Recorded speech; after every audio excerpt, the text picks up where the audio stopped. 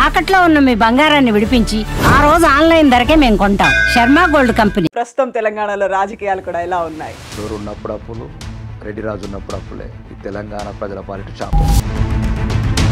So 10 ఏళ్ల పాలన తర్వాత వచ్చినటువంటి కాంగ్రెస్ తీసుకొస్తున్నటువంటి సరికొత్త మార్పులు లేకుంటే తీసుకొచ్చినటువంటి కొత్త చట్టం ఎట్లా అనిపిస్తుంది మీకు? ముఖ్యమంత్రి రేవంత్ రెడ్డి గారికి కాంగ్రెస్ ప్రభుత్వంకు దమ్ము ధైర్యం ఉంటే పెద్ద తలకాయలతో మొదలు పెట్టండి. పేదవాడికి ఇల్లు లేదు, ఒక పెన్షన్ లేదు, ఒక చెప్పి ఛాలెంజ్ చేస్తున్నాయి ఈ ఇంటర్వ్యూ ద్వారా. ఈ కాంగ్రెస్ ప్రభుత్వం దమ్ముంటే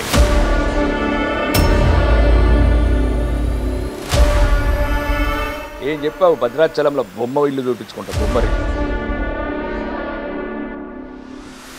ఎన్ కన్వెన్షన్ ని కూల్ చేశారు, హైకోర్టులో కేసు ఉంది అన్నప్పటికీ మీరు కూడా ఒకటి కవిత గారు కొద్ది కరెంట్ అఫేర్స్ మీద అవగాహన ఉన్నారు.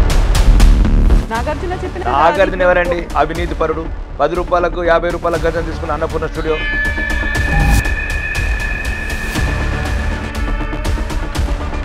ఇదే నడుస్తున్న చరిత్ర. అవసరమైతే సినిమా తీసుకోకటి. రేవంత్ రెడ్డి సర్కార్కు సినిమా హీరోలు గొంతు నచ్చుతుండొచ్చు, అంటే మా అక్క చెల్లెల గొంతులు ఉండొచ్చు, మా కూతుర్ల గొంతులు ఉంటుండొచ్చు. ఎవడు పడితే వాడు కొడుకులు కులాల మీద టెలిఫోన్ ట్యాపింగ్ చేస్తారా? వాళ్ళు నా కొడుకులు అన్నదాత ఈ దాత అనుకుంటే ఒక ఈటీవీ, రవి ప్రకాశం ఆర్టీవీ, ఆడొకడేమో 9 టీవీ. ఇప్పుడు నిజంగా మనం ఎన్ఆర్ఐ పాలసీ మన రాష్ట్రం కేంద్ర ప్రభుత్వం పెట్టి అక్కడ ఉన్నటువంటి మన వాళ్ళ కష్టాలు బాధితులను తెలుసుకుంటుందా? ఇప్పుడు రేవంత్ రెడ్డి అనేవాడు మా సవతి తండ్రి. ఆ రోజు నిజాంరాజు మా ఆడబిడ్డలను అత్యాచారాలు చేసుకుంటూ హత్యలు చేస్తుంటే ఎవరైతే ఢిల్లీ పీఠం మీద కూర్చున్న సిగరెట్ బట్టి డ్యాన్సులు చేసే జవహర్లాల్ నెహ్రూ మా జాతిని పట్టించుకోలేదు. చెరువు పక్కన ఎట్లుంటాయండి గెస్ట్ హౌస్లు దొరలయి. కూల్చేయండి, ఒక్క గంట లోపల కూల్చేయండి. నాకు ఈ పవర్స్, నాకు స్పెషల్ ఆఫీసర్ పెట్టమని రంగనాథ్ గారితో ఉంటాను. మమతా బెనర్జీ సర్కార్ అపరాజిత అనేటువంటి కొత్త చట్టాన్ని తీసుకొచ్చింది. ఎవరైనా రేప్ చేస్తే వాళ్ళని ఇమ్మీడియట్గా ఉరిశిక్ష వేయాలి, వాళ్ళకి డెత్ పెనాల్టీ ఇవ్వాలి అనేది. మమతా బెనర్జీ గురించి ఈ దేశంలో ఎంత తక్కువ మాట్లాడితే అంత మంచిది. ఈ దేశానికి పట్టిన హిందువుల పాట దురదృష్టం. ఆమె పుట్టుకనే మా హిందువుల దురదృష్టం.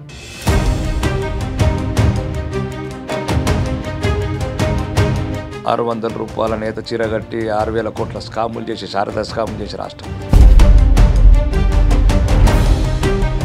బంగ్లాదేశ్ సంఘటన మీద ఒక్కరన్నా స్పందించారు? చక్కగా చెప్పారు.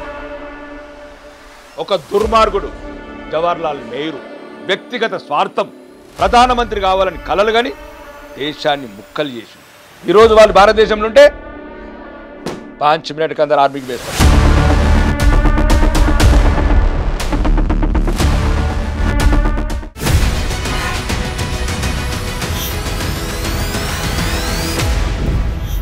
నమస్తే, welcome to iDream inside politics with Kavitha. Hydraa అవసరం ఆవశ్యకతని వానలు వరదలు తీసుకొచ్చాయి. హైడ్రాని కేవలం హైదరాబాద్కి మాత్రమే కాదు, తెలంగాణలోని ఇతర జిల్లాలకు వ్యాపింపచేయాలనే ఆలోచన, డిమాండ్ పెరుగుతోంది అని తెలంగాణ రాష్ట్ర ప్రభుత్వం చెప్తోంది.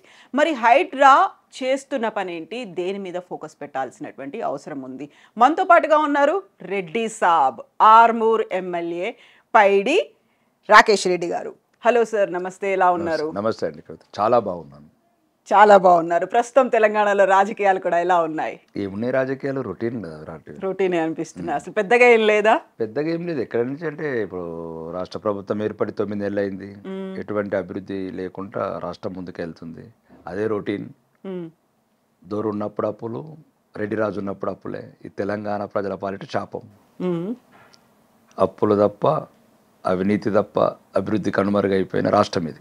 సో 10 ఏళ్ల పాలన తర్వాత వచ్చినటువంటి కాంగ్రెస్ తీసుకొస్తున్నటువంటి సరికొత్త మార్పులు లేకుంటే తీసుకొచ్చినటువంటి కొత్త చట్టం ఎట్లా అనిపిస్తుంది మీకు? ఏం చట్టాలు? హైడ్రా తీసుకొచ్చింది. హైడ్రా అనేది అది కాగితం పులా లేకపోతే కమిషన్ల గురించి తీసుకొచ్చాడ ఫైలు? డొల్లబోయిన కాంగ్రెస్ ఖజానా నింపడానికి ఢిల్లీలో. ఒకవేళ ముఖ్యమంత్రి రేవంత్ రెడ్డి గారికి కాంగ్రెస్ ప్రభుత్వంకు దమ్ము ధైర్యం ఉంటే పెద్ద తలకాయలతో మొదలు పెట్టండి. Owaisi brothers start from there. KTR గారు పైడి రాకేష్ రెడ్డి గారి కూలగొట్టండి ముందు, లేదు హంగామా చేసి మళ్ళీ ఎట్లయితే కాళేశ్వరం ప్రాజెక్టులో లక్షల కోట్ల అవినీతి అని ఈరోజు నోర్లు మూతబడ్డ కాంగ్రెస్ నాయకులకు ఇది అదే ఒక రకంగా ఇది ఆ రకంగానే చేస్తారని 100% ప్రజలు నమ్ముతున్నారు. కాబట్టి ఈ హైడ్రా అనేది ఒక పెద్ద డ్రామా అని నేను అనుకుంటున్నాను.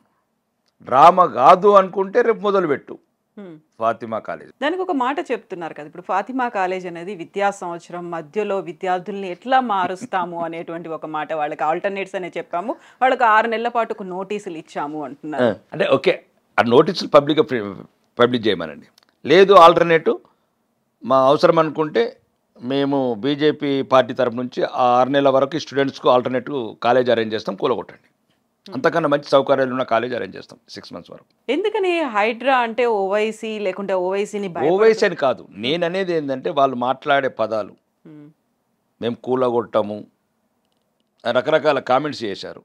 కాబట్టి సామాన్యుడికి నమ్మకం పోతుంది. నేను అనేది నాకు అక్బరుద్దీన్ గారు అసదుద్దీన్ గారు మాకేముంటుందండి, నాది కూడా కూలగొట్టమంటున్నాను కదా, నాది కూడా ఎక్కడ ఎఫ్టీఎల్ ఉంటే నాది కూడా కూలగొట్టమంటున్నాను. నేను అనేది ఏంటంటే పెద్దవాళ్ళని కొట్టండి ముందు, ప్రజలలో నమ్మకం కలుగుతుంది. చిన్నవాళ్ళు ఎవరైతే ఉన్నారో చివరి స్టేజ్లో వాళ్ళకి తీసి వాళ్ళకి ప్రత్యామ్నాయం ఏదైనా చూపిద్దాం. చాలా ఉంది భూమి, అవుటర్ రింగ్ రోడ్ చుట్టూ చాలా ల్యాండ్స్ ఉన్నాయి, కొండలు గుట్టలు, గవర్నమెంట్ ఇంకా అమ్ముకోవడానికి రెడీ పెట్టుకున్న భూములు బాగున్నాయి. దాంట్లో పేదవాళ్ళకి ఆల్టర్నేటివ్ ఉదాహరణకు సుమారు 20 లక్షల ఇల్లు మనం డిస్మెంటల్ చేసాం పేదవాడిది, వాడికి 20 లక్షల ల్యాండ్ ఇద్దాం, అక్కడ అవసరమైతే ఇల్లు కట్టిద్దాం. ఎక్కడికి ఇది ఎందుకు, ఇది ఒక ఆలోచన మాత్రం. నేను ప్రతి ఇంటర్వ్యూలో చెప్తున్నాను, ఈ ఆలోచన మంచిది, ఆచరణనే డౌట్. ఎందుకంటే డౌట్ వచ్చేలా వాళ్ళు, ఎందుకంటే అదే చెప్తున్నా, కాళేశ్వరం ఎటుపోయింది అవినీతి, మిషన్ కాకతీయ అవినీతి ఎటుపోయింది, మిషన్ భగీరథ అవినీతి ఎటుపోయింది, టెలిఫోన్ ట్యాపింగ్ ఎటుపోయింది, నయూమ్ డైర్ ఎటుపోయింది, సినిమా స్టార్ డ్రగ్స్ కేసు ఎటుపోయింది, గొర్రెల స్కామ్ ఎటుపోయింది, బర్రెల స్కామ్ ఎటుపోయింది. అంటే తీయటము, బ్లాక్మెయిల్ చేయటము, డబ్బులు తీసుకోవటము, ఢిల్లీకి పంపించటము, మళ్ళీ ఈ తెలంగాణ ప్రజలని మళ్ళీ ఒక రకమైన వెర్రి పూలని చేయటము. అంటే హైడ్రా కూడా కేవలం డైవర్షన్ చేయడానికి కోసమే రాజకీయంగా ముందుకు తీసుకొచ్చారనుకుంటున్నారు. నిరూపించుకోవాలి మీరు. అంటే ఇప్పటి వరకు మీరు 9 నెలల్లో చేసిన సంఘటనలు అవి ఆ రకంగా నిరూపితమవుతున్నాయి. 9 నెలల్లో మీ పరిపాలన కావచ్చు, మీ ప్రభుత్వం చేసిన అవినీతి కావచ్చు, లేకపోతే తెలంగాణ ప్రజలను మోసం చేసిన విధానం కావచ్చు, మహిళలందరికీ 2500 మహాలక్ష్మి ఇస్తామని కావచ్చు, లేకపోతే కౌలు రైతులకు 15,000 ఇస్తామని, ఆటో డ్రైవర్లకు 12,000 ఇస్తామని, విదేశీ విద్యార్థులకు 5 లక్షలు ఇస్తామని, లేకపోతే రుణమాఫీ రాష్ట్రంలో ఉన్న రైతులందరికీ రుణమాఫీ అని చెప్పి ఇప్పుడు 100 షరతులు పెట్టి రైతులను మోసపుచ్చినట్లు కావచ్చు, లేదు ఒక్క బస్సు కొనకుండా మహిళల ప్రాణాలతో చెలగాటమాడుతున్న ఉచిత బస్సు ప్రయాణం కావచ్చు, విద్యుత్ అని చెప్పి ఎటువంటి కొత్త విద్యుత్ ఉత్పత్తి చేయకుండా ఉన్న విద్యుత్తులో మళ్ళా ఈ అంతరాయాలు చేసుకుంటా పేదోళ్ళని మోసం చేసినట్టు కావచ్చు. చెప్పండి, ఒకటి చెప్పండి. మీరు వెళ్ళండి పల్లెలకు, వెళ్ళండి, కెమెరాలు ఉన్నాయి కదా, ఉన్నాయి కదా, మైకులు ఉన్నాయి కదా, ఎంతసేపు హైదరాబాద్ ఏముంటారు, వెళ్ళండి పల్లెలకు వెళ్ళండి. ఏమైంది ఇందిరమ్మ ఇల్లు? పేదవాడికి ఇల్లు లేదు, ఒక పెన్షన్ లేదు, ఒక ఛాలెంజ్ చేస్తున్నాయి ఈ ఇంటర్వ్యూ ద్వారా. ఈ కాంగ్రెస్ ప్రభుత్వం దమ్ముంటే ఈరోజే చెప్తున్నాను, ప్రభుత్వం ఏర్పడిన 9 నెలల్లో పేదవాడికి ఒక రేషన్ కార్డు ఇచ్చిందా, పేదవాడికి ఒక పెన్షన్ ఇచ్చిందా, పేదవాడికి ఒక ఇల్లు కట్టించిందంటే ఇప్పుడే నేరుగా వెళ్ళి అంబేద్కర్ పాదాల మీద అమరవీరుల సమాధి దగ్గర నా రాజీనామా పెడతాను. ఏం డ్రామాలా ఇది? దొరికినోడు దొరికినట్లు దోసుకుంతందుక మళ్ళీ మీరు మోసం చేసింది. రాజకుటుంబం అన్నారు, దొరల రాజ్యం అన్నారు. ఏది ఎక్కడ పేదల రాజ్యం చెప్పండి? దొరికినోడు దొరికినట్టు మళ్ళీ కబ్జాలు చేసుకుంటారు హైదరాబాద్లో. 4th సీజన్ కొత్త ప్లాన్లు చేసినావు చెప్పండి. మీ ఉన్న ఛానల్ అందరూ ఈరోజే బయలుదేరండి, ఈరోజే బయలుదేరండి. తెలంగాణ 33 జిల్లాలలో ఒక్క రేషన్ కార్డు ఇచ్చారా? మీరు మాత్రం ల్యాండ్ సెటిల్మెంట్లు, లేకపోతే కమిషన్లు తీసుకుంటా బిల్లు, పాత బిల్లు ఇచ్చుడు, 1000 కోట్ల అవినీతి, ప్రజలను మోసము. ముందు పేదవాడికి ఏం కావాలి? ఏం చెప్పావు? భద్రాచలంలో బొమ్మ ఇల్లు చూపించుకుంటా, బొమ్మరిల్లు. దయచేసి నిజం వైపు ప్రయాణించండి మీరు మీడియా కూడా. ఏదైతే 10 సంవత్సరాల రాజపరిపాలన మీ ఇరిగిపోయిన కళలు, ఎండిపోయిన కళలు, దొరల కాళ్ళ కిందున్న కళలు ఈరోజు తీయండి. అంతా 10 ఏళ్ల పాటు అక్కడే ఉందనుకుంటున్నారా మీరు? అవును, రైట్. అందరూ అక్కడే ఉన్నారు. కళలు, మైకులు అన్ని దొర పాదాల కింద కళాలను తాకట్టు పెట్టిన వాళ్ళు. నేనేమంటలేనండి, మంచి వాళ్ళు ఉన్నారు కాబట్టి మళ్ళీ ప్రజాస్వామ్యం నిలబడ్డది. ఇది మళ్ళీ మీకు అదే చెప్తున్నాను, మొత్తం వ్యవస్థ కుళ్ళిపోదండి. నేనేమంటున్నాను, మళ్ళీ మొదలైంది హైడ్రా, మూసి 150,000 కోట్లు. ఏందని మూసి 150,000 కోట్లు? ఎవడు చెప్పాడు? ఆదిలాబాద్ గిరిజన తండాలలో టీచర్లు లేరు, ఆర్మూర్ హై స్కూల్లో బాత్రూములు లేవు ఆడపిల్లలకు, ఎటువంటి శుభ్రత లేని హాస్టళ్ళు, భద్రత లేని హాస్టళ్ళు. ఇదా తెలంగాణ? బంగారు తెలంగాణ అని ఒకడు, వజ్రాల తెలంగాణ అని ఒకడు, ఫోర్త్ సిటీ అని ఒకడు. ఏమైంది? 33 జిల్లాలు ఎందుకు మర్చిపోతున్నారు? బతక నేర్చుకుని ఎట్లా బతక నేర్తాడు ఈ సిటీలో ఉన్నాడు? గుడ్డి తెలంగాణ, ఎడ్డి తెలంగాణ. ఔటర్ రింగ్ రోడ్ బయట ఉంది, రీజనల్ రింగ్ రోడ్ బయట ఉంది. ఆసిఫాబాద్ వెళ్ళండి. అయితే ఇవన్నీ ప్రభుత్వానికి తెలియదా? రేవంత్ రెడ్డి దాంట్లో డబ్బులు రావు, దాంట్లో కమిషన్లు రావు, పేదవారి రేషన్ కార్డులు వీళ్ళకే మిగులుతుంది. ఫోర్త్ సిటీ అంటే మొత్తం భూములన్నీ కబ్జా చేసుకోవచ్చు. మూసి అంటే ఎంతంటే అంత దోసుకోవచ్చు, కాళేశ్వరం ప్రాజెక్ట్ లాగా. అద్దన్న కాంట్రాక్టర్లు మళ్ళీ ముద్దెట్లయినరు? తెలంగాణ ప్రజల పట్ల గుదిబండ అన్న కాళేశ్వరం ఈరోజు ఎట్లా ముద్దుబండ అయింది? ఇన్ని విషయాలు, ఇన్ని అంశాలు, సమస్యలు ఉన్నాయనుకున్నప్పుడు వాటన్నిటిని ఎందుకు హైలైట్ చేయలేకపోతున్నారు? ప్రభుత్వం కావాలనుకొని పక్కదారి పట్టించింది, లేకపోతే చిత్తశుద్ధి లేదు హైడ్రాని తీసుకురావడంలో అనుకున్నప్పుడు ఇన్ని అంశాలు ఉన్నాయి. మీరు హైడ్రా ఒకటే అంటున్నారండి. ఇప్పుడు హైడ్రా ఇష్యూ కాదు, ఫోర్త్ సిటీ. ఉన్న సిటీని రియల్ ఎస్టేట్ పడిపోయింది రా బాబు అంటే ఫోర్త్ సిటీ కూడా పోతాడు. అసలు మీరు ఏమైనా ఆలోచిస్తున్నారా? మీరు ఈ సమాజంలో ఉన్నారా? హైదరాబాద్లో అంత ఇంత చదువుకున్న వాళ్ళు, ఇంక ఇంటలెక్చువల్ అని ప్రతి ఒక్కడు. సగం ప్లాట్లు కన్స్ట్రక్షన్స్ ఆగిపోయినాయి, ఇక్కడ రియల్ ఎస్టేట్ ఆగిపోయింది. అదే ఫోర్త్ సీట్ అట మహేశ్వరం సైడ్, అలా భూములన్నీ ఉన్నాయని. ఎవరు కారణం అంటారు ఇవన్నీ రియల్ ఎస్టేట్ ఆగిపోవడానికి? మేమేమంటున్నామంటే ఒకటేనండి, హైడ్రాన్ అంతేదో పెద్ద ఎక్స్పోజ్ చేస్తుంది ఈ మధ్యన మీడియా. ఏముందండి హైడ్రా? కూలగొట్టి, లేకపోతే నీకు నచ్చని వాళ్ళని కూలగొట్టి, నచ్చని డబ్బులు వసూలు చేసి ఢిల్లీకి పంపించడం ఎందుకండి? సో ఢిల్లీ కోసమే ఇప్పుడు కాంగ్రెస్ చేపడుతున్నటువంటి హైడ్రా కార్యాచరణ 100%. ఎందుకలా అంటే దేశంలో ఏదైతే వట్టిపోయిన కాంగ్రెస్ ఖజానాన్ని నింపతందుకు ఈయనకు పెట్టిన కండిషన్స్ అవే. మేము అడిగిన గప్పాలు కడుతున్నప్పుడు ఎట్లయితే మొఘలాయ సామ్రాజ్యులు, సామంత రాజులను ఎట్లయితే బ్లాక్మెయిల్ చేసి పేద ప్రజల రక్తం తాగినరో, ఇప్పుడు తెలంగాణ ప్రజల రక్తం తాగటానికి ఈ గాంధీ కుటుంబం మళ్ళీ తయారైంది. తరతరాల శాపం మాకు ఈ గాంధీ కుటుంబం, తెలంగాణ ప్రజల పాలిట శాపం నెహ్రూ కుటుంబం.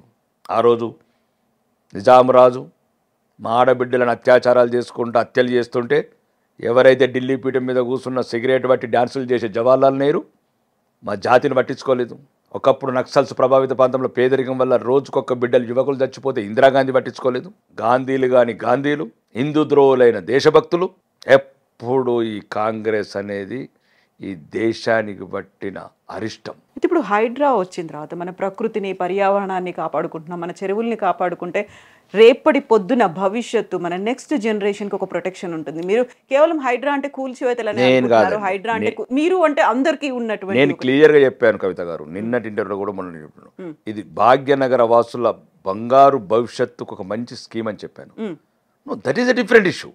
ఒకవేళ నిజంగా నీలో చిత్తశుద్ధి ఉంటేనే అన్ని ఛానళ్ళు సపోర్ట్ చేస్తున్నా, కానీ మొదలుపెట్టి అక్కడి నుంచి ఉన్నోడి కాడికి వెళ్ళి మొదలుపెట్టు, లేనోడి కాడికి వెళ్ళి ఎందుకు మొదలుపెట్టాం ఆట? లేని వాళ్ళ దగ్గర అంటే ఇప్పుడు నేను లేని వాళ్ళకి ఒక దయచేసి మీరు ఫస్ట్ మధ్యతరగతి వాడికి, పేదవాడికి నమ్మకం కలగాలి ఈ ప్రభుత్వం మీద. నిజమే గౌరవనీయ ముఖ్యమంత్రి గారు రేవంత్ రెడ్డి గారు మానస పుత్రిక అనుకుంటారా, లేకపోతే పెంపుడు బిడ్డ అనుకుంటారా, హైడ్రాని ఏమనుకుంటారా అనుకోని, అంటే ప్రజల్లో నమ్మకం కలగాలి. పేదవాడికి, మధ్యతరగతి వాడికి ముందే ఈ ప్రభుత్వాల మీద నమ్మకం పోతున్నది. చట్టాలు అన్నీ ఉన్నవాడికి చుట్టాలైనవి. ఏది చేసినా గవర్నమెంట్ ఉన్న వాళ్ళకే చేస్తుంది.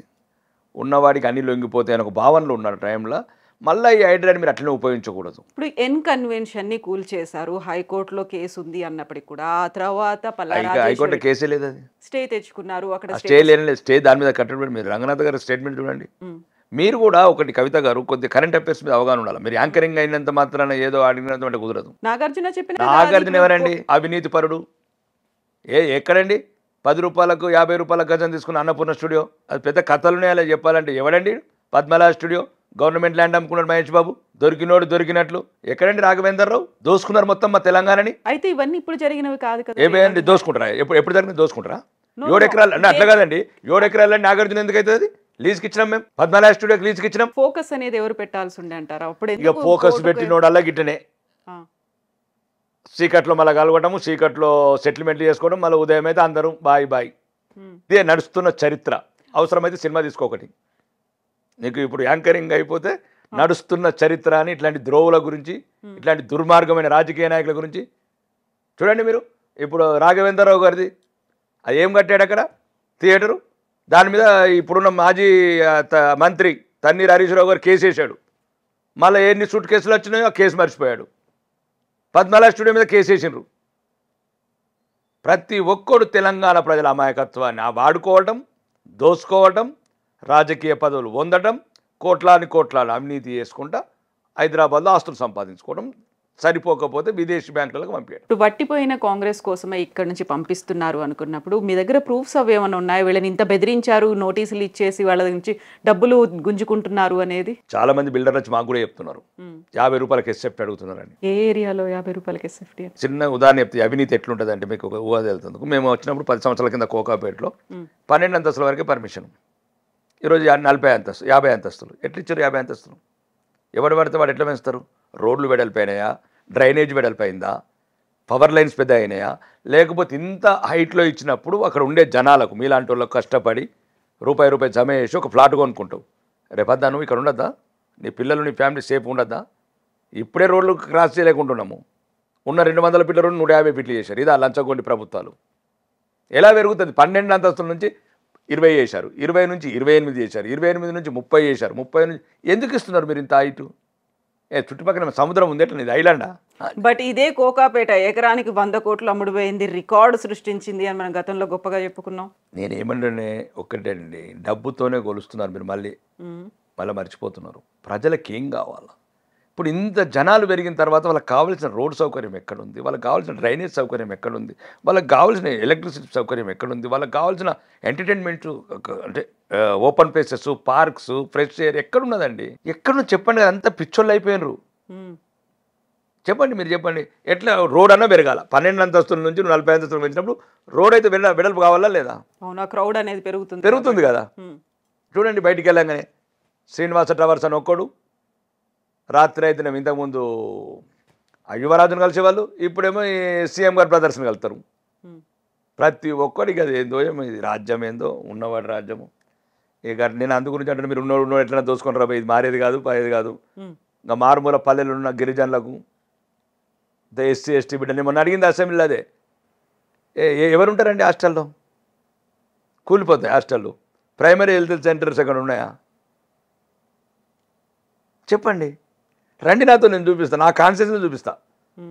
ఒక ఇల్లు లేదు 10 సంవత్సరాల నుంచి, 11 సంవత్సరాలు ఒక ఇల్లు లేదు, 11 సంవత్సరాల నుంచి ఒక పెన్షన్ లేదు, ఒక రేషన్ కార్డు లేదు, ఏదైనా స్కీమ్లు వచ్చినా కానీ ఉన్నవాడికి మిస్యూజు, అధికారులు కళ్ళు మూసుకున్నారు.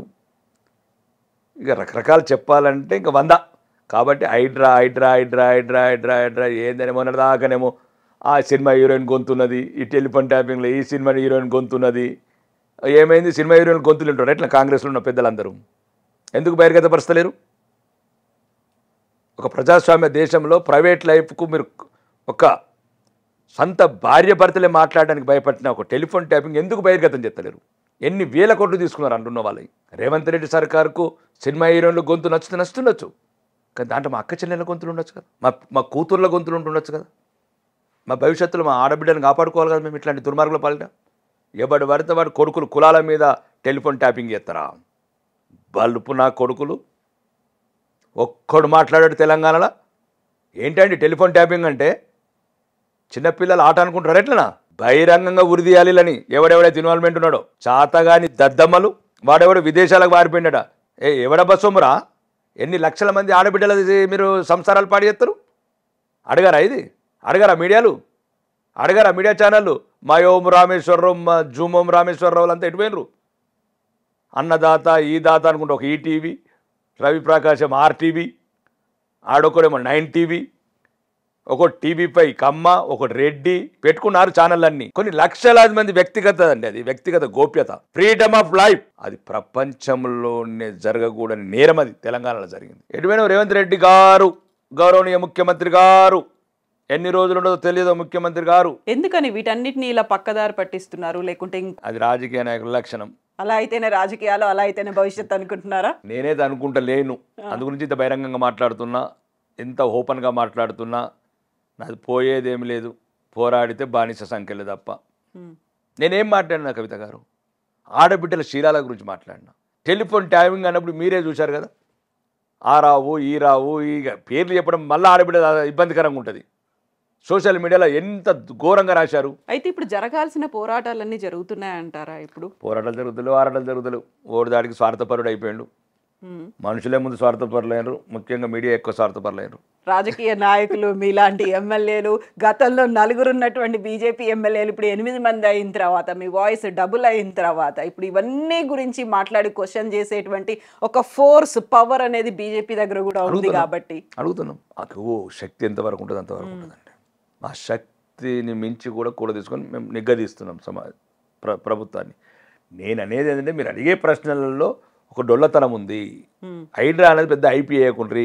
హైడ్రా మీరు ఐడెంటిఫై చేసిన వీడియో కూర్చోండి. మీ ఉన్న ఛానళ్ళు అందరూ ఇలా చూడు ఒక్కొక్కరు. ఇప్పుడు ఇక మంచి పక్కన నీళ్ళ పక్కన మరి కళ్ళకి కనబడతలేవా? గండిపేట చెరువు పక్కన ఇట్లా ఒక మీనింగ్ ఒక 100 మీటర్స్ లోపల ఉన్నది. ఎఫ్టీఎల్ కాదు, ఎఫ్టీఎల్ అయిన తర్వాత ఇంకా 100 మీటర్స్ బఫర్ జోన్ ఉంటుంది. చెరువు పక్కన ఎట్లుంటాయండి గెస్ట్ హౌజులు దొరలయి. కూల్చేయండి, ఒక్క గంట లోపల కూల్చేయండి. నాకు ఈ పవర్స్, నాకు స్పెషల్ ఆఫీసర్ పెట్టమని రంగనాథ్ గారితో ఉంటాను. నాకు ఫోన్ రావద్దు ప్రభుత్వం. కథ వారం రోజుల మొత్తం క్లీన్ చేస్తే 3 దాకా మొత్తం హిమాయత్ సాగర్, ఉస్మాన్ సాగర్. మళ్ళీ అవన్నీ కూడా జీవో 111 కింద వస్తున్నాయి అంటున్నారు కదా. హైడ్రా కింద రావవి జీవో 111 అనే మాట. జీవో 111 చట్టం క్లియర్గా ఉందండి. జీవో 111లో ఎటువంటి కట్టడాలు ఉండకూడదు. అయితే ఇప్పుడు కులాలు లేకపోతే మతాల గురించి మాట్లాడుకుంటున్నాను తప్ప అసలు ఇష్యూస్ అన్ని ఎందుకని ఎవరు కావాలని పక్కదారి పట్టిస్తున్నారు, డైవర్షన్స్ ఇంకోటి ఎందుకో తీసుకొస్తున్నారు తెర మీదకి, వాటిని గురించే తీసుకొచ్చాము. ఏం తీసుకొచ్చాము? ఇప్పుడు మీరు అన్నారు చూడండి, ఇన్ని సమస్యలు ఉన్నాయి, వాటన్నిటి గురించి మాట్లాడుకోకుండా హైడ్రా గురించి హైడ్రా గురించి ఏంటంటే హైడ్రా అనేది ఏంటంటే అది ఒక ప్రచారం ఎక్కువ అవుతున్నది, పని తక్కువ అవుతున్నది. దీనివల్ల మీరు దానికి హాని చేసిన వాళ్ళు అవుతారని నేను అంటున్నాను. ఇప్పుడు హైడ్రా అంటే ఇప్పుడు మనం ఎందుకు దాని గురించి మాట్లాడుకోవాల్సిన అవసరం వస్తుంది? మొన్నటిదాకా వేడి తగ్గింది కవిత గారు. వేడి ఎందుకు తగ్గింది అనుకుంటా? రాత్రి ఏమైనా మొత్తం 20 సంచులు బేగంపేట ఎయిర్పోర్ట్ ఇచ్చేసినచ్చు. నీకెట్లా తెలుసు? ఇప్పుడు ఒకవేళ వాళ్ళు తగ్గింది అనుకోవచ్చు, లేకుంటే డబ్బు సంచులు ఎవరికైనా వెళ్ళుండొచ్చు కావచ్చు. ఇప్పుడు వరంగల్ చూసాము, ఖమ్మం చూసాము. గతంలో ఎప్పుడూ లేనంత వరదలు వచ్చి మునిగిపోయిన తర్వాత ప్రతిసారి వచ్చేటువంటి మాట చెరువులను ఎవరో మాయం చేసిండ్రు, లేకుంటే వాటిని కబ్జా చేసిండ్రు అనేది. ఇప్పుడు వాటి మీద ఫోకస్ పెట్టి ప్రెషర్ పెట్టాల్సిన అవసరం అయితే వచ్చింది కదా. కేవలం హైడ్రాని హైదరాబాద్కి ఎందుకు పరిమితం? ఇది 100% ఇదేదో పెద్ద. నేను 8 ఏళ్ల కింద నేను చెప్పిన నిజామాబాద్ నా కాన్స్టిట్యున్సీలా కావాలంటే మా అధికారులను అడగండి, వాళ్ళు సహకరిస్తలేరు. ఇప్పుడంటే ఈయనకు మొన్న వచ్చినట్టు ఆలోచన. నేను ఎమ్మెల్యే కాగానే ఫస్ట్ చెప్పింది నా కాన్స్టిట్యున్సీలా చెరువులన్నీ రిమూవ్ చేయమన్నా. మొత్తం కబ్జాలు అదే మీనింగ్ చెరువులలో ఉన్న కబ్జాలన్నీ ఫుల్ ట్యాంక్ లెవెల్కి తీసుకురండి, బఫర్ జోన్ చూడండి, చూసి ఫస్ట్ ట్రంచెస్ కొట్టేయమన్నాను మొత్తం. ఇంతవరకు అధికారులు సహకరించరు. ఎందుకని? మళ్ళీ ఎందుకండి అవినీతి అవినీతి అవినీతి అవినీతి మొత్తం. నేను అప్పటికి ప్రాజెక్టులు తీసుకోమన్నాను ఒక 10 చెరువులని. భవిష్యత్ తరాల ఆయుష్ అండి అది, ఆయుష్ అది. వాళ్ళు ఏం తింటారండి? బంగారు బిళ్ళలు తింటారా, లేకపోతే వజ్రాల తుకుడలు తింటారా, ఈ భూములు ఏమైనా మట్టి తింటారా? స్వచ్ఛమైన గాలి పశువులకు, మనుషులకు, నేచర్కు.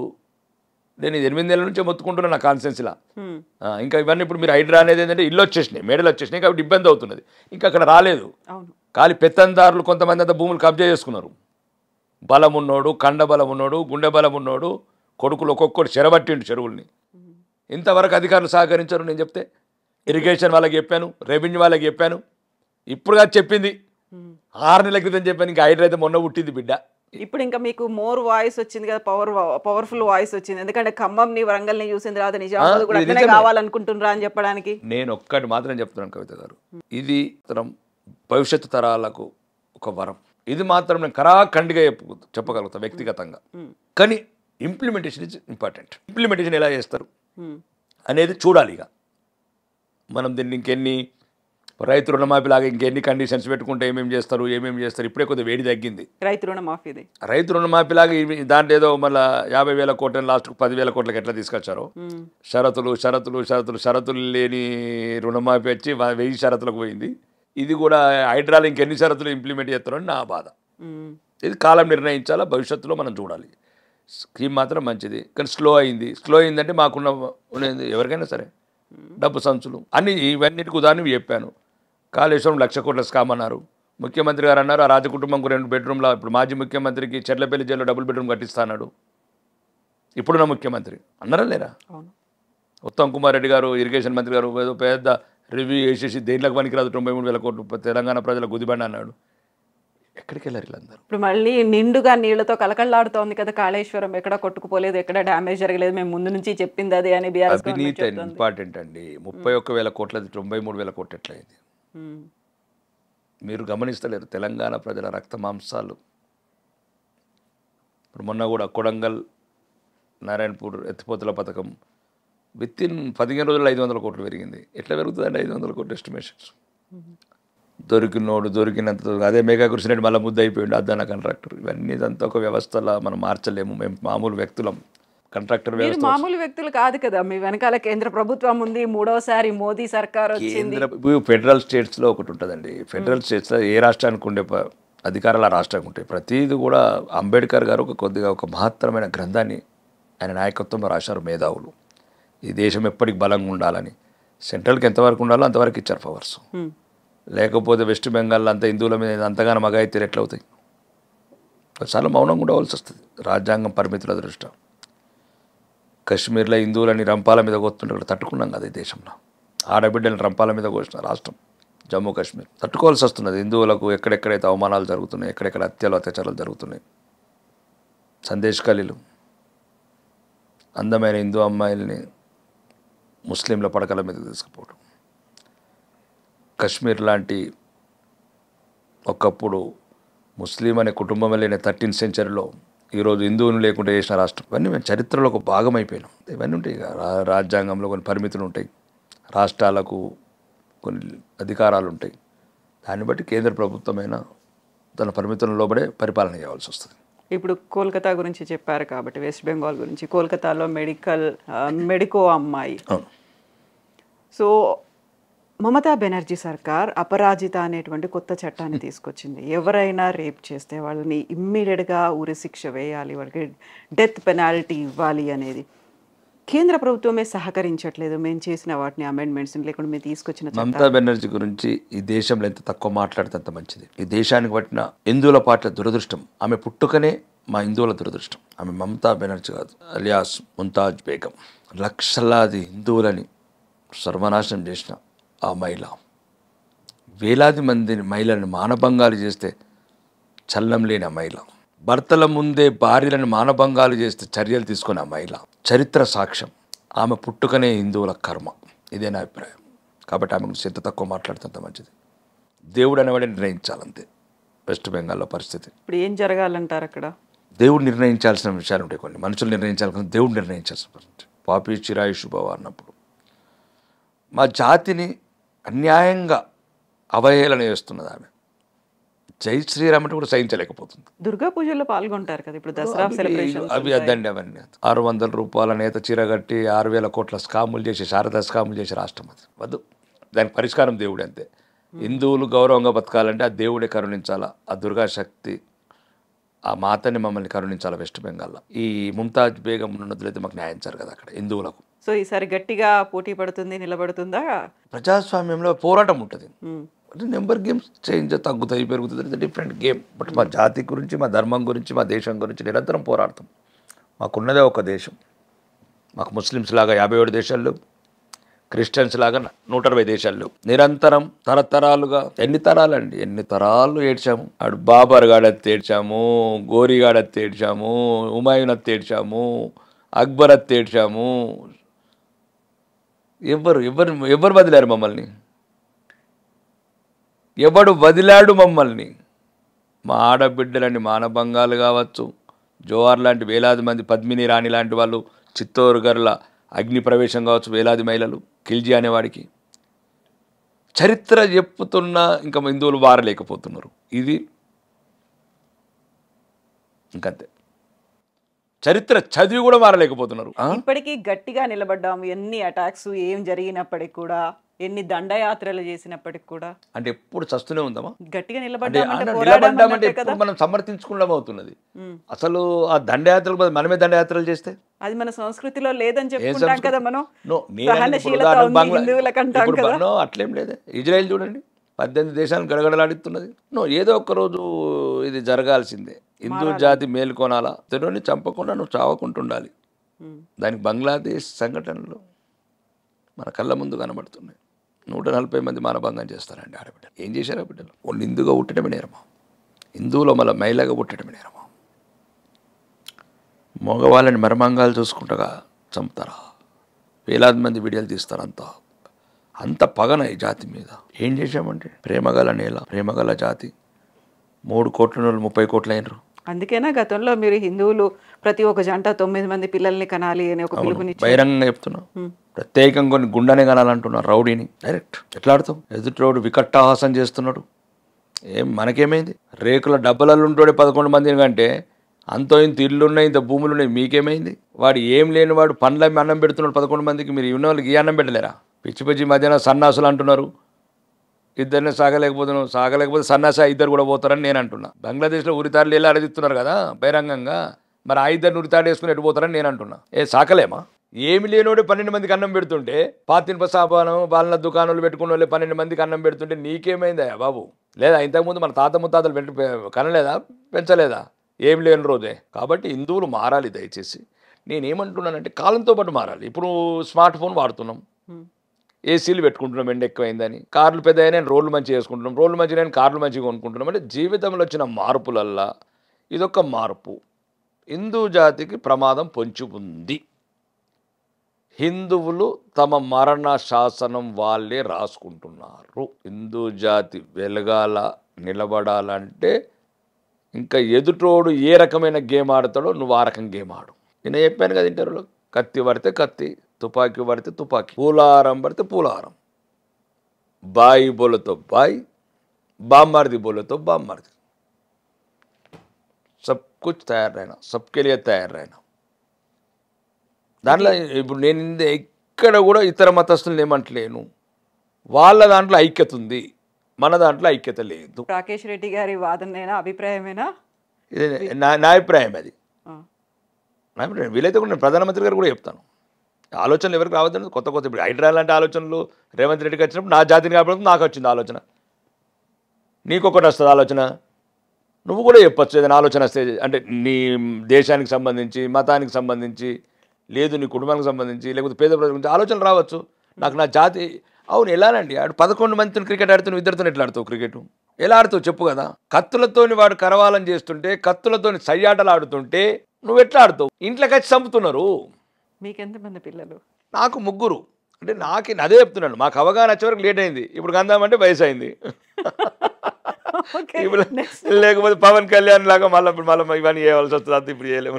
రాకేష్ రెడ్డి గారు ఒక ఎమ్మెల్యే హోదాలో పెళ్లిలోకి వెళ్ళినప్పుడు ప్రతి ఒక్క జంటకి సజెషన్ ఇచ్చేస్తున్నారా? ఇప్పుడు ఒక్కటి కవిత గారు, నిజంగా కూడా ఇది కావాలండి.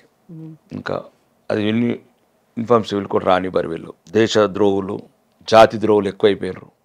సుమారు నేను చెప్తున్నాను 22 ప్రతిపక్ష పార్టీలని బంగ్లాదేశ్ సంఘటన మీద ఒక్కరన్నా స్పందించారు? చక్కగా చెప్పండి. 22 మంది ప్రతిపక్ష పార్టీలు హిందూ ద్రోహులు ఒక్కడన్నా కన్నీరు రాల్చాడా?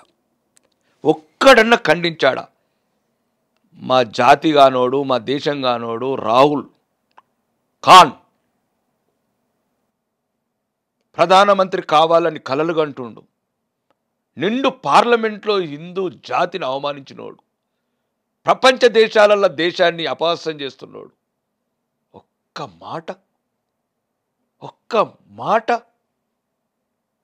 రాకేష్ రెడ్డి గారు, గతంలో మనకి ఢిల్లీలో రైతుల ఉద్యమాలు జరిగినప్పుడు విదేశాలు కాదు ఆ రెస్పాండ్ అయినప్పుడు మనం చెప్పాము ఇది మా దేశ సమస్య, మేము పరిష్కరించుకుంటాం. మరి పలస్తీనా గురించి ఎందుకు పరిగెడుతున్నారు? వాళ్ళు మన హెల్ప్ అడుగుతున్నారు. ఎవరు? పలస్తీనాలో జరుగుతున్న ఒంబతులు ఎందుకు తిరుగుతున్నారు? సినిమా స్టార్లు, కాంగ్రెస్ ఓడు, కమ్యూనిస్ట్ ఓడు, డిఎంకోడు, సమాజ్వాదోడు, ఈ టీఆర్ఎస్ ఓడు అడిగిండు ఇటు పలస్తీన్ వచ్చి ఇన్ని ఎవరైనా అడిగిండాడు? ఇన్ని ఎక్స్లా పెట్టమన్నారా? ఆ కాన్ని ఈ కాన్ని ఏం మాట్లాడతారండి మీరు? మేము పోయి యుద్ధం చేయమంటున్నామా? సంఘీభావం తెలుపమంటున్నాం, నివాళులు అర్పించమంటున్నాం. ఎవరండి వాళ్ళు? మన దేశం వాళ్ళు. ఎవడొక దుర్మార్గుడు జవహర్లాల్ నెహ్రూ వల్ల విడగొట్టబడ్డారు బిడ్డలు. ఈ రోజు మన దేశం నుండి అయ్యేదా పని? ఆర్మీని దించే వాళ్ళం. బంగ్లాదేశ్ ఏం తప్పు చెప్పండి? అక్కడ ఉన్న హిందువులు ఏం తప్పు చెప్పండి? ఒక దుర్మార్గుడు జవహర్లాల్ నెహ్రూ వ్యక్తిగత స్వార్థం, ప్రధానమంత్రి కావాలని కలలు కానీ దేశాన్ని ముక్కలు చేసిండు. బలవంతంగా వెళ్ళారా వాళ్ళు? కోరుకొని వెళ్ళారా వాళ్ళు కోరుకొని వెళ్ళారా? చిట్టగాంగ్ హిందూ వెళ్ళాడా? ఢాకా హిందూ వెళ్ళాడా? ఈ దుర్మార్గుడు వీళ్ళ వ్యక్తిగత స్వార్థాలకు దేశాన్ని విడగొట్టి వాళ్ళని ముక్కలు చేసి ఆ పక్కన మూలన పడేశారు. ఈరోజు వాళ్ళు భారతదేశంలో ఉంటే 5 मिनट के अंदर आर्मी की भेजता था वहां पर, 5 मिनट के अंदर सबको सब सबक सिखाता था हम लोग. ఎందుకు చేస్తుండ్రే? ఒక్క అమ్మాయిని 140 మంది మానభంగాలు చేస్తారా బెదవనా కొడుకులారా? 2 సంవత్సరాల అమ్మాయిని అమ్మాయి అంటుంది పక్కన ఐమదంకులు వచ్చినట్టు పాడు చేసిండని ఏం మాట్లాడుతున్నారండి? చేవ చచ్చిన జాతి ఉంటే ఎంత సస్తే ఎంత? ఏం చేస్తారండి? పిట్టి తుక్కు దారుణంగా శవాలను దండుతున్నారు. అంత క్రూరమైన జాతి. దీనికంతటికి ఆ కుటుంబమే కారణం. ఈరోజు లాహోర్లో ఉన్న హిందూ ఏడ్చిండొచ్చు, లేకపోతే ఢాకాలో ఉన్న హిందువులు గోస 40% అండి లాహోర్లో, ఒక్కరు లేరు. మళ్ళీ ఇంకా అక్రమార్కులు 12% ఉన్న అస్సాంలో ఇప్పుడు 40%. ఎవడు పడితే వాడు. ఈ దేశద్రోహుల పార్టీ కాంగ్రెస్ హిందూ జాతికే కలంకం. గాంధీలు కానీ గాంధీ కుటుంబం. ఇప్పుడు కేంద్రంలో ఉన్నటువంటి బీజేపీ సర్కార్ ఏం చేస్తుంది, ఏం ఆలోచిస్తుంది? ఇప్పుడు బంగ్లాదేశ్లో జరిగిన ఇన్సిడెంట్ అనేది ఇప్పుడు 2 months నుంచి అది అలాగే కంటిన్యూ అవుతోంది కాబట్టి ఒకటండి, మేము చేసేది మేము చేస్తున్నాం. తీవ్రత తగ్గించాము. సరైన సమయం వచ్చినప్పుడు సరైన సమయం నిర్ణయాలు తీసుకుంటారు. అంత ఈజీగా ఉండదు. ప్రపంచం కూడా దృష్టిలో పెట్టుకోవాలా. నీ ఆవేదన నీ ఆవేశం నష్టం కాకూడదు దేశానికి. ఏదండి చూడండి, ఎందుకంటే ముస్లింలు ముస్లిమ్స్ని రెచ్చగొడుతున్నారు వీళ్ళు కాంగ్రెస్ వాళ్ళు. మరి అదే గల్పులా గుళ్ళు కడుతున్నారు మరి ముస్లిమ్స్. మరి జై శ్రీరామ్ అంటున్నారు. సౌదీ షేక్ వచ్చి ఢిల్లీలో ఇది నా సొంత అడిపోయింది. అమెరికాను ఇంకొక అమెరికాను పిల్లముండే మాకు ఈ దేశంలో భద్రత లేదని అన్నారు స్టేట్మెంట్. అప్పుడే సౌదీ షేక్ వచ్చి క్రౌన్ ప్రిన్స్ వచ్చి ఇది నా దేశం కన్నా ఎక్కువ భద్రత అన్నాడు. దుబాయ్లో మందిరాలు కడుతున్నారు. అక్కడున్న ఆ దేశ అత్యున్నత పురస్కారాలన్నీ ప్రధానమంత్రికి ఇస్తున్నారు. మరి అక్కడున్న ముస్లిమ్స్ అట్లుండి ఇక్కడున్న ముస్లిమ్స్ ఇట్లా తయారు చేస్తున్నారు. ఇది అందరికీ ఒకటి కాంగ్రెస్ని సమూలంగా ఈ దేశం నుంచి పారదోలటమే భారతీయ హిందువుల ప్రథమ కర్తవ్యం కావాలి. ఇప్పుడు మీరు ఈ మాట అన్నదానికి ఫస్ట్ మీరు చెప్పిన దానికి కనెక్షన్ చేసుకుంటే చెప్పండి. చేవ చచ్చిపోయినటువంటి కాంగ్రెస్ పార్టీని మళ్ళీ పునరుజ్జీవం ఇవ్వడానికి ఇక్కడ నుంచి డబ్బులు వెళ్తున్నాయి అన్నారు కదా. సో దీన్ని ఎలా కంట్రోల్ చేస్తారు మరి మీరు? పోరాటం చేస్తాం. అవినీతి పోరాటం చేస్తాం. పోరాటం చేయడమే. ప్రజాస్వామ్యయుతంలో కత్తి యుద్ధాలు ఉన్నాయి కదా కవిత గారు. ప్రజాస్వామ్యయుతంగా నిరసనలు తెలుపుతాం, ప్రజల్ని చైతన్యపరుస్తాం, ప్రజల్ని మేల్కొల్పుతాం, అంతే. ప్రతిపక్ష పాత్ర అంతవరకే పరిమితం తప్ప ఏముండదు. ఇప్పుడు ప్యూర్ ఒరిజినల్ రాజకీయాల గురించి మాట్లాడుకుంటే కవిత అరెస్ట్ అయ్యారు. అరెస్ట్ తర్వాత బెయిల్ మీద విడుదలైన తర్వాత చాలా క్లియర్గా కీలకంగా చేసినటువంటి ఒక ఆరోపణ కాంగ్రెస్ పార్టీ తరఫున బీఆర్ఎస్ బీజేపీలో విలీనం కాబోతోంది. ఆ లోపాయకారి ఒప్పందం జరిగిన తర్వాత మాత్రమే కవిత బయటకు వచ్చింది అనే మాట. అండ్ కవిత బయటకు వచ్చిన తర్వాత ఒక మాట చెప్పారు, వడ్డీతో సహా చెల్లిస్తాను అనే మాట. ఆ వడ్డీతో చెల్లిస్తానది నేనేమనుకుంటున్నా అంటే, ఎవరెవరైతే వాళ్ళ బంధువులు వాళ్ళ ఆడిటర్ బుచ్చిబాబుని ఒకడు ఉన్నాడు కరీంనగర్లో, అప్రూవల్గా మారిండు. వాళ్ళ పార్ట్నర్లు అందరూ అప్రూవల్ మారిండ్రు. ఆ రాఘవరెడ్డి, వాడు శరత్ చంద్రారెడ్డి, వాడు ఇంకోటి పిల్లయ్య, వాడు అభిషేక్ అని ఒకడు ఉన్నాడు. వాళ్ళ బంధువులు అందరూ ఆమెను నట్టేట ముంచిండ్రు. నన్ను అప్రూవల్గా మారి వాళ్ళకు వడ్డీతో ఇస్తాను చెప్పిండొచ్చని నేను అనుకుంటున్నా. లేదు, ఇంకా ఆమెతో ఉన్న కుటుంబ సభ్యులు కావచ్చు, ఫ్రెండ్స్ కావచ్చు, ఎవరెవరైతే ఈ స్కామ్లు ఉండి లాభం పొందిరా, మరి బెనిఫిట్ పొంది చివరికి ఆమెను లోపలేసినందుకు వడ్డీతో తీసుకుంటున్నది. దానికేం తప్పేమున్నది? ఆమెను 5 నెలలు చీకటి గోళాల నెట్టి వీళ్ళు బయట అప్రూవల్గా మారి ఎంజాయ్ చేస్తున్నారని. బుచ్చిబాబు ఎవరు ఆడిటర్ అండి? మీ ఆడిటరా? బుచ్చిబాబు మీ ఆడిటరా నా ఆడిటరా? చెప్పండి కవిత గారు, మీ పేరు కూడా కల్వకుంట్ల కవిత గారు ఆడిటరు. కల్వకుంట్ల కవిత గారు ఆడిటరు. కల్వకుంట్ల కవిత గారు ఆడిటర్ అంటే మనకి అతనికి ఇప్పుడు నా ఆడిటర్కి అన్నీ తెలిసి ఉంటాయి. ఇప్పుడు నా హెల్త్ ప్రొఫైల్ డాక్టర్కి ఎట్లా తెలుస్తుందో నా ఫైనాన్షియల్ హెల్త్ అంతా ఆడిటర్కి తెలుస్తుంది. మరి ఆడిటర్ అప్రూవర్ అయ్యిండు. అవి మాట్లాడాలి. ఇవన్నీ తెలిసిన వాళ్ళు ఇంటలెక్చువల్స్ మీరు ఉంటే వాళ్ళ మీద ఉండొచ్చు, వాళ్ళ మీద కక్ష తీసుకుంటారని చెప్పింది ఆమె శబ్దం, మంగమ్మ శబ్దం. మొండిని జగమొండిలా తయారయ్యొచ్చారు అనే మాట. ఆమెకు 5 నెలలు ఒంటరి జీవితం గడిపిందండి. ఆ బయటికి రాగానే ఒకేసారి ఆ కళ్ళు బయర్లు కమ్మినట్టు ఏం మాట్లాడాలో అర్థం కాక ఏదేదో మాట్లాడింది. ఏమేమో ఊహించుకొని ఏమేమో అయింది. ఆ రెడీ సినిమాలో బ్రహ్మానందం గాడు అయినట్లు ఆ రెడీ సినిమాలో బ్రహ్మానందం నేను క్రియేటర్ని అది ఇది అనుకుంటూ తయారవుతాడు. మామూలు బ్రహ్మానందమే, మామూలు బ్యూటీ పార్లర్ నడుపుకున్న కవితమ్మ ఆమె. సినిమాకు టికెట్లు లేకుండా ఆమె, సినిమాకు డబ్బులు లేవు టికెట్లు, సినిమా చూడడానికి డబ్బులు లేని కవితమ్మ, సినిమా చూడటానికి టికెట్కు డబ్బులు లేని కల్వకుంట కవితమ్మ, ఉండటానికి ఇల్లు లేని కవితమ్మ. ఇంత పెద్ద మాటలు మాట్లాడద్దు. హస్తానికి అనుకోకుండా వచ్చి ఉండొచ్చు, తండ్రి ముఖ్యమంత్రి అయి ఉండొచ్చు, లేకపోతే లక్షల కోట్ల అవినీతి చేసి ఉండొచ్చు. ఎంతవరకు ఉండాలి, ఎంతవరకు ఉండాలా? ఎందుకంటే నాకు కొద్దిగా ఎక్కువ మాట్లాడలేను ఆమె గురించి, ఇంకా ఇబ్బందికరంగా ఉంటుంది. నేను కూడా మనం కోరుకున్నాను ఆమె బయటికి రావాలని. తప్పేముంది, మా నిజామాబాద్ కోడలు ఆడబిడ్డ 5 నెలలు అయింది, ఛార్జ్షీట్ వేసేసిండ్రు. ఇంకా ఛార్జ్షీట్ వేసిన తర్వాత ఇంకా అవసరం ఉండదు కదా ఇన్వెస్టిగేషన్ అని నా అభిప్రాయము. అన్నాడు అడిగితే రావాలండి కవిత గారు, ఇంకేముంది ఏదైనా ఉంటే కోర్టులు నిర్ణయిస్తాయి. అవి ప్రైమరీగా ట్రయల్స్లో ఏమైనా ఎవిడెన్స్ దొరికినప్పుడు భారత చట్టాల ప్రకారం ఉరి పెట్టాలంటే ఉరి పెడతారు, లైఫ్ అంటే లైఫ్ పెడతారు, లేదు నిర్దోషం నిర్దోషం. ఇప్పుడు కన్నిమూలి రాలేదా అట్లా. కానీ ఇక పెద్ద పెద్ద మాటలు మాట్లాడొద్దు. ఇక నా వ్యక్తిగత అభిప్రాయం చెప్తున్నాను, ఒక సోదరిలాగా. అయితే బీఆర్ఎస్ బీజేపీ కలిసిపోతాయి అనే మాట ఎందుకు వస్తోంది ఇప్పుడు కవిత బయటకు వచ్చిన తర్వాత? అదంతా ఒక గోబల్ ప్రచారం అండి. ఎందుకంటే ఏదైనా కలిస్తే గెలిస్తే ఏదైనా కాంగ్రెస్ బీఆర్ఎస్ఏ కలవాలి. ఎందుకంటే ఇప్పుడు ఉన్న 10 మంది ఎమ్మెల్యేలు ఎక్కడ పోయినరు, ఏ పార్టీలోకి వెళ్ళారండి? కాంగ్రెస్లోకి వెళ్ళారు. మరి ఇంకేం వెళ్తారు? నిన్న కూడా చెప్పాను, రాక్షసులు రాక్షస రాజ్యంకి వెళ్తారు, రాక్షస అని. ఇది కొద్దిగా నిష్కలంగా ఉండాలండి భారతీయ జనతా పార్టీ అంటే. ఇది ఒక రిఫరెంట్, ఇది మీకు తెలియదు ఏమున్నది.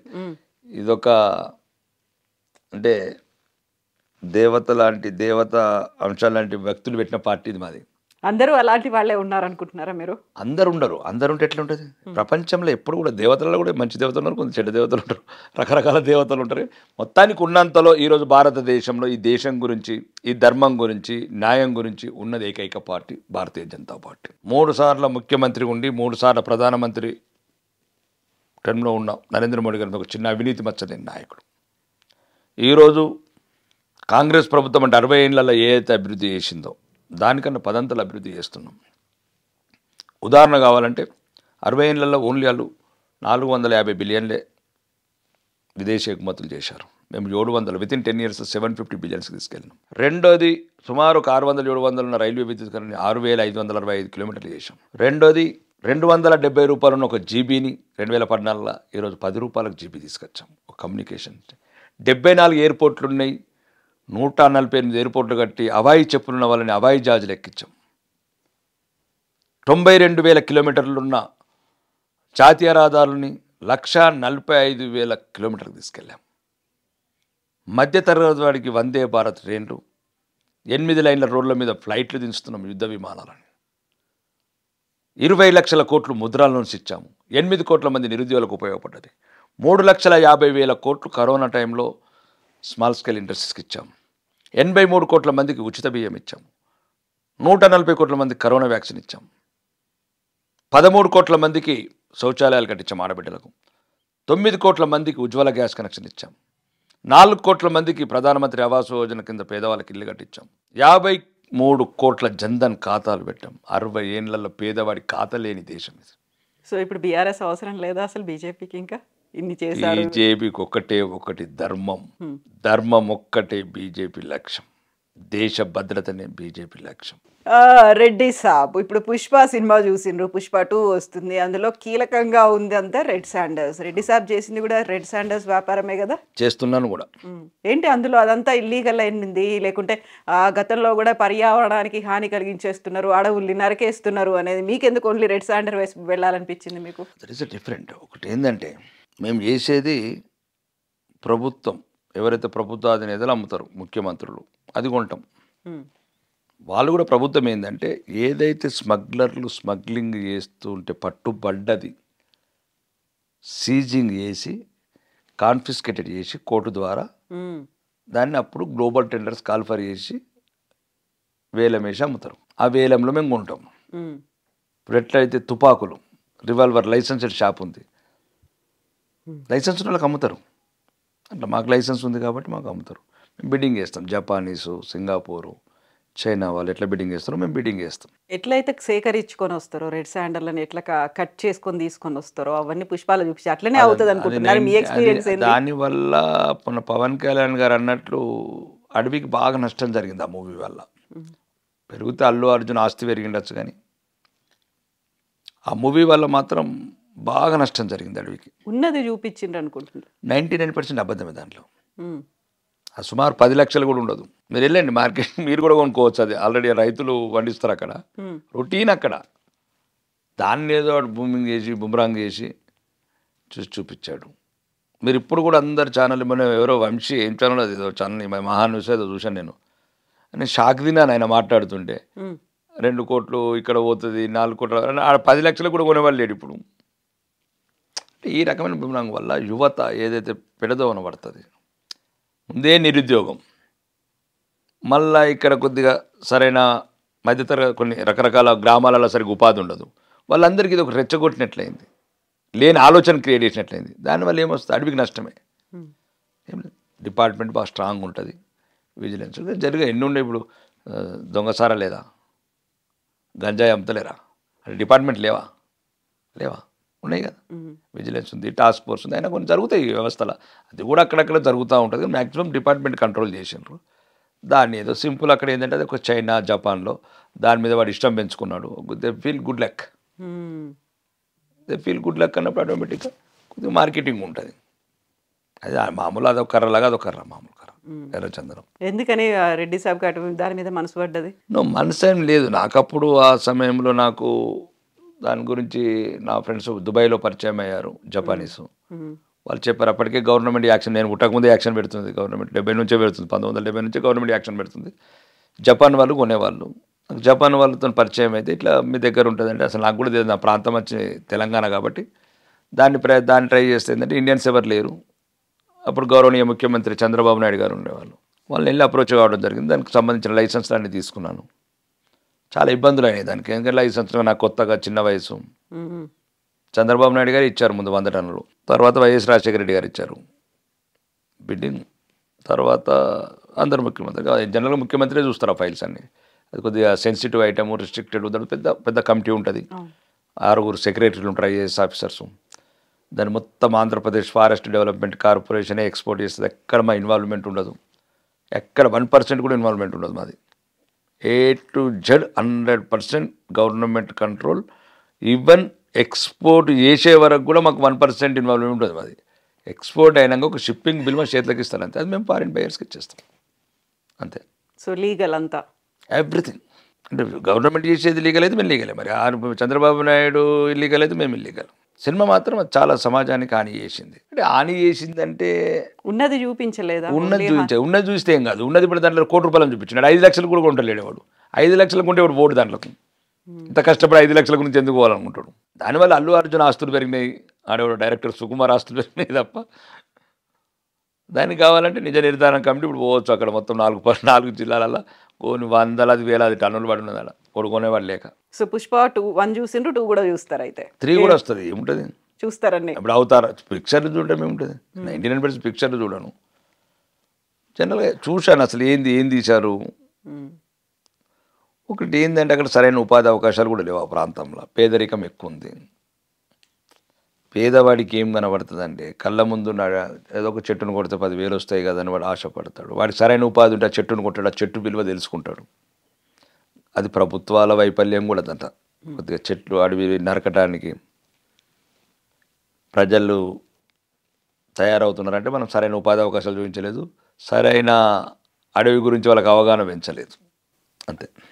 ఇప్పుడు మనం గల్ఫ్ సమస్యల గురించి మాట్లాడుకుంటున్నప్పుడు అక్కడ బాధితులు చాలామంది ఉన్నారు. వాళ్ళకంటూ ఒక ఎన్ఆర్ఐ పాలసీ ఉండాలి అనేది, లేకుంటే అక్కడ ఏం జరుగుతుంది, సమస్యలు, అవకతలు, వీటన్నిటి మీద ఒక మానిటరింగ్ ఉండాలి. బోర్డు అన్ని ఏళ్ల నుంచి అట్లా కొనసాగుతూనే వస్తుంది కదా. మీరు అక్కడ వర్క్ చేసి వచ్చిండ్రు, ఆ తర్వాత అక్కడి నుంచి డెవలప్ అయ్యి వచ్చిండ్రు మీరు.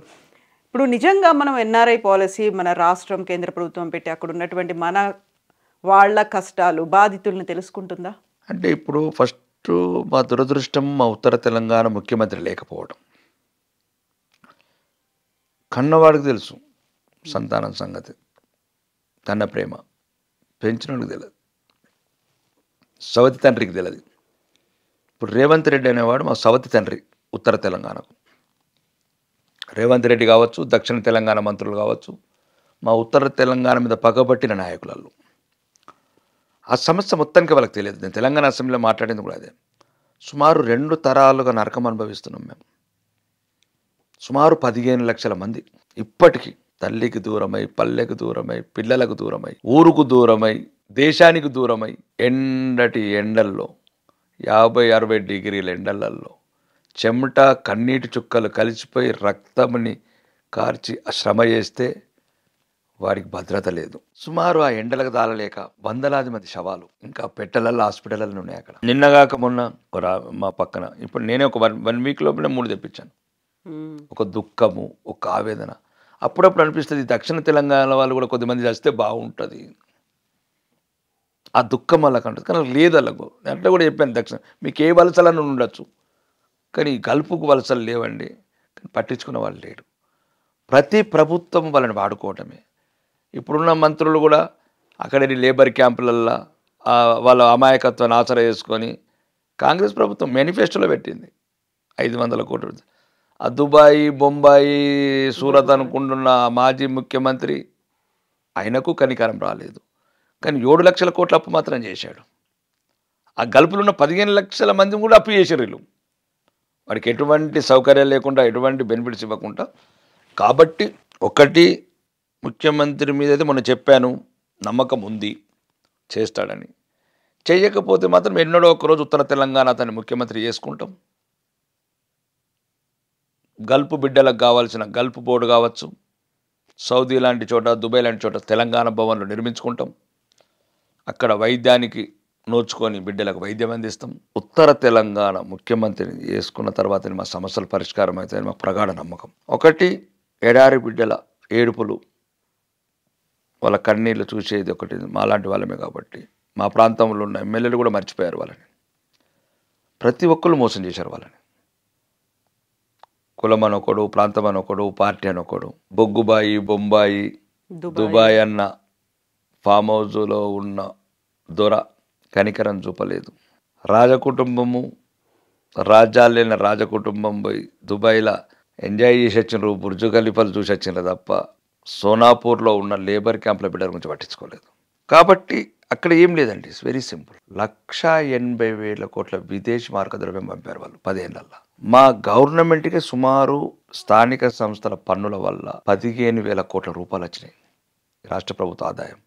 ముఖ్యంగా ఉత్తర తెలంగాణ ఈ రాష్ట్ర ప్రభుత్వ నిధులతో అభివృద్ధి చెందలేదు.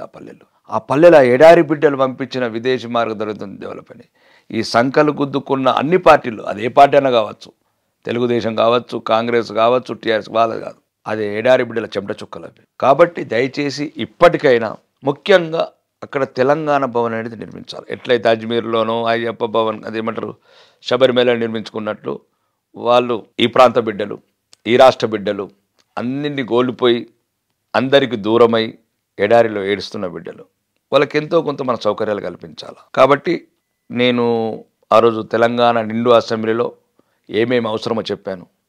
రేషన్ కార్డు కూడా వాళ్ళకు, ఇక్కడ ఉన్నవాడికి మాత్రం అన్నీ వస్తాయి. కాబట్టి ముఖ్యంగా ఆ చనిపోతే ఆ శవాలు ఒక్కోసారి 6 నెలలు అవుతున్నాయి. అదొక దుఃఖం. అది ప్రపంచంలో ఏ జాతి అనుభవించిన క్షోభ ఉత్తర తెలంగాణలో ఆడబిడ్డలు అనుభవిస్తున్నారు. ఎందుకంటే 6 నెలల వరకు ఏడుస్తూనే ఉండాలి, ఎప్పుడు వస్తుందో తెలియదు ఆ శవం. అదొక ఒకటి, అది వర్ణించలేని బాధ అది. రెండోది, చిన్న చిన్న తప్పులకు జైళ్ళల్లో ఉంటున్నారు. చిన్న తప్పులు అంటే ఒక్క రోజులో బెయిల్ వచ్చేదాన్ని కూడా 1 సంవత్సరం ఉంటున్నారు, 2-3 సంవత్సరాలు ఉంటున్నారు. కోఆర్డినేషన్ లేదు, వాళ్ళ గురించి పట్టించుకునే వాళ్ళు లేరు, వాళ్ళకి సరైన దాని గురించి అవగాహన లేకపోవడము, అక్కడ ఉన్న దేశం గురించి, చట్టాల గురించి, వాళ్ళ గురించి ఇంకోటి పట్టించుకోకపోవడం వల్ల దానివల్ల ఒక పిఆర్ఓ వ్యవస్థ పెట్టాలి. ఎందుకంటే మన దేశ బిడ్డలు 3 లక్షల కోట్ల బడ్జెట్ ఉంది కాబట్టి ఇది ఒక 500 కోట్లు 1000 కోట్లు పెద్ద ఎక్కువ కాదు, వాళ్ళ ఆదాయం కూడా వస్తుంది. రెండోది, వాళ్ళకు ఈ కంపెనీలు సరైన సమయంలో ఇంటికి రావడానికి సరైన రవాణా సౌకర్యం కల్పించి, అది కూడా ఒక సంవత్సరం కోసం రిటర్న్ టికెట్ ఇస్తే వాడు వచ్చి ఇంత భార్యనో ఇంత పిల్లలను చూసుకొని, తల్లిని తండ్రిని చూసుకొని, ఊర్లో బంధువులందరినీ చూసుకొని వెళ్ళిపోతాడు మళ్ళీ ఒక 1 మంత్ ఉండి. ఎందుకంటే ఇప్పుడు ఏదో రైతు బంధాన్ని ఇస్తున్నాము, ఆ బంధాన్ని ఇస్తున్నాము, లేకపోతే ఏదో రకరకాల సౌకర్యాలు ఇస్తున్నాము, మాలాంటి బిజినెస్ మెన్లకు ఇన్సెంటివ్స్ ఇస్తున్నారు, వాడికి 15,000 ఉంటుంది రిటర్న్ టికెట్. కాబట్టి ఒకసారి వాడు తన ఆప్తులని బంధువులందరూ చూసుకుపోతాడు, అదొకటి. ఇంకా ఈ ఏదైతే చనిపోయేది చాలా దారుణంగా ఉంది. ముందే అప్పులు చేసిపోతున్నారు, మళ్ళా అప్పుల పాలేసి వస్తున్నారు. ఆ శవం తీసుకురావడానికి కూడా డబ్బులు ఉండలేవు. ఇప్పుడు మేమే సుమారు ఎన్నో తెప్పిస్తున్నాం.